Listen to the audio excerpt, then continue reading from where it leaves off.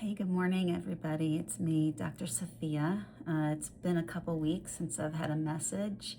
I have been really focused on a recent presentation that I did at a really lovely international conference, and I was really excited to present. I love talking about intimacy and relationships and how doing our own grief work really affects that in a positive way. So, our grief work, also known as doing our original attachment grief work, whenever we can find a way to tap into the grief instead of staying stuck in the upper layers of, say, anger or shame, then we can do a lot of deep individual healing, which makes us more available for intimacy, connection, and relationships. So that's what I was talking about, and that was really lovely. So I was very honored and happy to be there. Amazing presentations. So I learned so much. It's my favorite conference. It really is. Today's message is about something I'm seeing a lot in my practice around partners, specifically of sex addicts, but this really goes for any addiction. Alcohol, I see this a lot as well.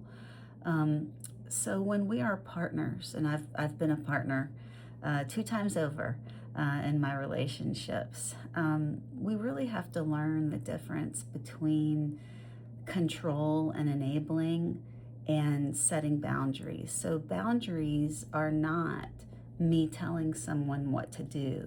For instance, something like, it's a boundary of mine that you stop drinking. That's not a valid boundary. So we can't tell someone else what to do. Now, a boundary would be something like this. From here forward, when I think you've been drinking, I'm going to ask that you not come home. From here forward, when I think you've been drinking, I'm going to have you sleep in another room. You will not be welcome in our bedroom. That's a boundary. So it's more like, this is what I'm going to do based on you making poor decisions. Or another way to think about that is based on your addiction being in control. I am unwilling to be around you when your addiction is in control. And what I've been seeing a lot with a lot of new clients is they've been learning through various therapies and groups and maybe even some blogs or podcasts that they keep trying to tell the addict what to do.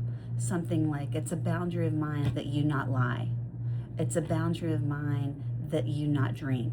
It's a boundary of mine that you do this, that you do that, that you do that, instead of something different, which is, when you drink or when you lie, I'm gonna not be around you as much until I can heal. When I am hurt in this way with drinking or with your angry words or defensive attitude, I'm going to step away and remove myself from your presence. So I've been really seeing this a lot, and it's kind of started bothering me because I've seen clients who have been doing this for years, and what's happened is, number one, they feel worse.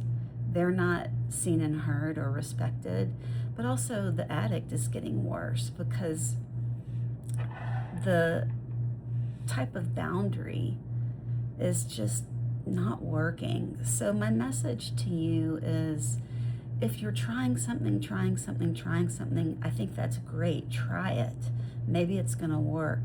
But if you're trying anything, I don't care if it's something in therapy or you've read it in a book or another really valuable source, if it's not working for a long time and you're trying it and you're doing everything right, maybe ask, what can I do differently? Or try to find out, what can I do differently? Because whatever I'm doing is not working. And by working, I mean, are you feeling better? Are you getting the results that you need, that you want, that you desire?